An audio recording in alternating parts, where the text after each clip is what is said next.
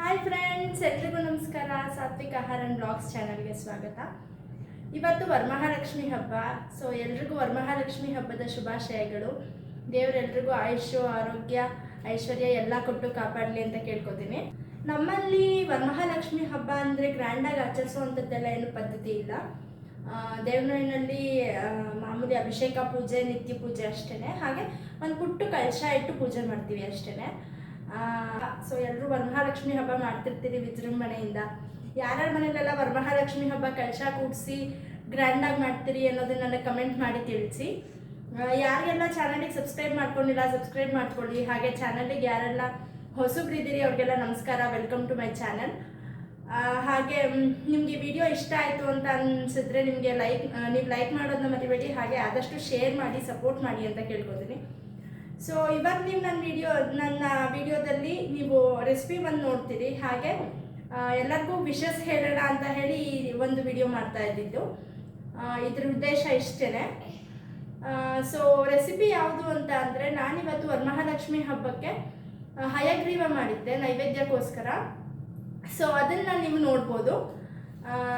ಹಾಗೆ ನೀವೇ ಏನೆಲ್ಲ ನೈವೇದ್ಯಕ್ಕೋಸ್ಕರ ಏನೆಲ್ಲ ಅಡುಗೆಗಳನ್ನ ಮಾಡ್ತೀರಿ, ಹಾಗೆ ಹೇಗೆಲ್ಲ ನೀವು ಆಚರಣೆ ಮಾಡ್ತೀರಿ ಹಬ್ಬನ, ಅದನ್ನು ನನಗೆ ಕಮೆಂಟ್ ಮಾಡಿ ತಿಳಿಸಿ. ಸೊ ಇಷ್ಟನ್ನು ಹೇಳ್ತಾ ರೆಸಿಪಿ ನೋಡ್ಕೊಂಡು ಬರೋಣ ಬನ್ನಿ. ನಾನಿಲ್ಲಿ ಕಡಲೆಬೇಳೆ ತೊಗೊಂಡಿದ್ದೀನಿ. 1 ಗಂಟೆಗಳ ಕಾಲ ನೆನೆಸಿಟ್ಕೊಂಡಿದ್ದೆ ಕಡಲೆಬೇಳೆನ. ಅದಕ್ಕೆ ನಾನು ಒಂದು ಅರ್ಧ ಲೋಟದಷ್ಟು, ಅಂದರೆ ಕಡಲೆಬೇಳೆ ಮುಳುಗೋ ಅಷ್ಟು ನೀರು ಹಾಕಿ ಬೇಯಿಸ್ಕೊತಾ ಇದ್ದೀನಿ. ನಾನು ಇಲ್ಲಿ ಒಂದು 3ರಿಂದ 4 ಕೂಗಿಸ್ಕೊಂಡಿದ್ದೆ. ಅದು ಇವಾಗ ಚೆನ್ನಾಗಿ ಬೆಂದಿದೆ. ಲೈಟಾಗೆ ಒಂದು 2 ಸರಿ ಸ್ಮ್ಯಾಶ್ ಮಾಡಿದ್ರೆ ಸಾಕಾಗುತ್ತೆ. ತುಂಬ ಎಲ್ಲ ಬೇಳೆಗಳೆಲ್ಲ ಫುಲ್ ಕರ್ಗೋಗೋ ಮಟ್ಟಕ್ಕೆ ಏನು ಸ್ಮ್ಯಾಶ್ ಮಾಡೋದು ಬೇಡ, ಚೂರು ಲೈಟಾಗೆ. ಸೊ ಒಂದು 2 ಸರಿ ಮ್ಯಾಶ್ ಮಾಡಿದ್ದಾದಮೇಲೆ ನಾನು ಬೇಳೆ ಎಷ್ಟು ತೊಗೊಂಡಿದ್ದೆ ಅಂದರೆ ಕಡಲೆಬೇಳೆ ನೆನೆಸೋದಕ್ಕೂ ಮುಂಚೆ ಅರ್ಧ ಲೋಟದಷ್ಟು ತೊಗೊಂಡಿದ್ದೆ. ಸೊ ಅದೇ ಕಪ್ಪಲ್ಲಿ ಅರ್ಧ ಕಪ್ಪಷ್ಟು ನಾನು ಬೆಲ್ಲ ಹಾಕ್ಕೊಂಡಿದ್ದೀನಿ. ಅಂದರೆ ಸ್ವೀಟು ನಿಮಗೆ ಇದು ಕರೆಕ್ಟಾಗಿರುತ್ತೆ. ನಿಮಗೆ ಇನ್ನೂ ಸ್ವಲ್ಪ ಕಮ್ಮಿ ಸ್ವೀಟ್ ಬೇಕು, ತುಂಬ ಜಾಸ್ತಿ ಬೇಡ ಅಂತ ಅಂದರೆ ನೀವು ಕಮ್ಮಿನೂ ಕೂಡ ಹಾಕೋಬೋದು. ನಮ್ಮಲ್ಲಿ ಸ್ವೀಟ್ ಇಷ್ಟಪಡ್ತಾರೆ, ಒಂಚೂರು ಜಾಸ್ತಿನೇ ಇದ್ದರೆ ಇಷ್ಟಪಡ್ತಾರೆ. ಹಾಗಾಗಿ ನಾನು ಒಂಚೂರು ಜಾಸ್ತಿ ಹಾಕಿದ್ದೀನಿ. ಇದೀಗ ನಾನು ಕೊಬ್ಬರಿ ತುರಿ ಕೂಡ ಸೇರಿಸ್ಕೊಂಡೆ. ನೀವು ನೋಡಿದ್ರಿ ಬೆಲ್ಲ ಎಲ್ಲ ಕರಗಿ ಚೆನ್ನಾಗಿ ಒಂದು ಹದ ಬಂದ ಮೇಲೆ ಕೊಬ್ಬರಿ ತುರಿ ಹಾಕ್ಕೋಬೇಕು. ಸೊ ಕೊಬ್ಬರಿ ತುರಿ ಹಾಕ್ಕೊಂಡಿದ್ದಾದಮೇಲೆ ನಾನು ಏಲಕ್ಕಿ ಪುಡಿ ಕೂಡ ಹಾಕ್ಕೊಂಡೆ. ಹಾಗೆ ಒಂದು 2 ಸ್ಪೂನ್ ತುಪ್ಪ ಕೂಡ ಹಾಕ್ಕೊಂಡೆ. ಇದೆಲ್ಲ ಹಾಕ್ಕೊಂಡು ನೀಟಾಗಿ ಮಿಕ್ಸ್ ಮಾಡ್ಕೋಬೇಕು ಚೆನ್ನಾಗೆ. ಕೊಬ್ಬರಿ ನಾನಿಲ್ಲಿ 1 ಕಪ್ಪಷ್ಟು ಹಾಕ್ಕೊಂಡಿದ್ದೀನಿ. ನಿಮಗೆ ಜಾಸ್ತಿ ಬೇಕಿದ್ದರೆ ಜಾಸ್ತಿ ಹಾಕೋಬೋದು. ಹಾಗೆ ಮತ್ತೆ ಕೂಡ ನೀವು ಒಂದು ಸ್ವಲ್ಪ ಕೊಬ್ಬರಿ ತುರಿನ ತುಪ್ಪದಲ್ಲಿ ಹುರಿದು ಕೂಡ ಹಾಕೋಬೋದು. 8 ನಿಮಿಷಗಳ ಕಾಲ ಬೇಕು ಇದು ಪೂರ್ತಿಯಾಗಿ ರೆಡಿ ಆಗೋದಕ್ಕೆ. ಸೊ ಇದು ಈಗ ರೆಡಿಯಾಗಿತ್ತು, ಪಕ್ಕಕ್ಕೆ ಇಟ್ಕೊಂಡಿದ್ದೀನಿ. ಹಾಗೆ ನಾನಿಲ್ಲಿ ಗಸಗಸೆ ತೊಗೊಂಡಿದ್ದೀನಿ. 1.5 ಸ್ಪೂನಷ್ಟು ಗಸಗಸೆ ತೊಗೊಂಡು ಅದನ್ನು ನೀಟಾಗಿ ಹುರ್ಕೋತಾ ಇದ್ದೀನಿ. ತುಪ್ಪಗೆ ಪೇನು ಹಾಕೋ ಅಷ್ಟಿಲ್ಲ, ಡ್ರೈ ರೋಸ್ಟ್ ಅಷ್ಟೇ.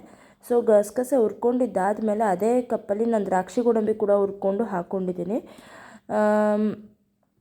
ಇವಾಗ ನಾವು ಗಸಗಸೆ ಜೊತೆಗೆ ನಾನು ಇಲ್ಲಿ ಜಾಯಿಕಾಯಿ ಕೂಡ ಹಾಕೋತೀನಿ. ನಿಮ್ಗೆ ಇಷ್ಟ ಇದ್ದರೆ ಜಾಯಿಕಾಯಿ ಫ್ಲೇವರ್ ಹಾಕ್ಕೊಳ್ಳಿ, ಇಲ್ಲ ಅಂತಂದರೆ ಸ್ಕಿಪ್ ಮಾಡ್ಕೊಳ್ಳಿ. ಹಾಗೆ ಒಣಶುಂಠಿ ಫ್ಲೇವರ್ ಇಷ್ಟ ಆಗೋರು ಒಣಶುಂಠಿ ಕೂಡ ಹಾಕೋಬೋದು. ಸೊ ಇದನ್ನು ಒಂಚೂರು ಲೈಟಾಗಿ ಅರ್ಧಂಬರ್ಧ ನಾನು ತರಿಯಾಗಿ ಪುಡಿ ಮಾಡ್ಕೊಂಡಿದ್ದೀನಿ. ಗಸಗಸೆ ಮತ್ತು ಜಾಯಿಕಾಯಿ ಪೂರ್ತಿಯಾಗಿ ಪುಡಿ ಆಗಬೇಕು. ಗಸಗಸೆ ಅರ್ಧಂಬರ್ಧ ಪುಡಿ ಆದರೂ ಸಾಕಾಗುತ್ತೆ. ಸೊ ಇದನ್ನು ಪುಡಿ ಆದಮೇಲೆ ಇದಕ್ಕೆ ಮಿಕ್ಸ್ ಮಾಡ್ಕೊಂಡಿದ್ದೀನಿ ನೀಟಾಗೆ ಹಾಕ್ಕೊಂಡು. ಸೊ ಇದಕ್ಕೆ ರೆಡಿ ಆಯಿತು. ಇದನ್ನು ಸರ್ವ್ ಮಾಡುವಾಗ 1 ಸ್ಪೂನ್ ತುಪ್ಪ ಹಾಕಿ ಸರ್ವ್ ಮಾಡಿದ್ರೆ ತುಂಬಾ ಚೆನ್ನಾಗಿರುತ್ತೆ ಟೇಸ್ಟು.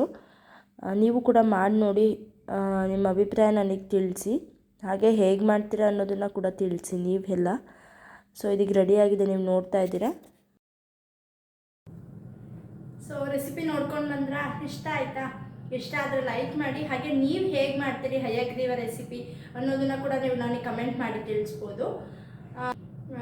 ನಿಮ್ಮ ಸಬ್ಸ್ಕ್ರಿಪ್ಷನು, ನಿಮ್ಮ ಸಪೋರ್ಟು ನನಗೆ ತುಂಬಾ ಮುಖ್ಯ ಆಗುತ್ತೆ. ಇದು ನಾನು ವರಮಹಾಲಕ್ಷ್ಮಿ ಸಿಲ್ಕ್ಸ್ ಅಂತ ಜಯನಗರಲ್ಲಿದೆ, ಅಲ್ಲಿ ತೊಗೊಂಡಿದ್ದು. ಸುಮಾರು 1 ವರ್ಷನೇ ಆಯಿತು ಅಂತ ಅನಿಸುತ್ತೆ ಈ ಸೀರೆ ನಾನು ತೊಗೊಂಡು. ಈ ವ್ಲಾಗ್ ಮಾಡಿದ ಉದ್ದೇಶ ಇಷ್ಟೇ, ಎಲ್ಲರಿಗೂ ವರಮಹಾಲಕ್ಷ್ಮಿ ಹಬ್ಬದ ಶುಭಾಶಯ ಹೇಳೋಣ ಅಂತ.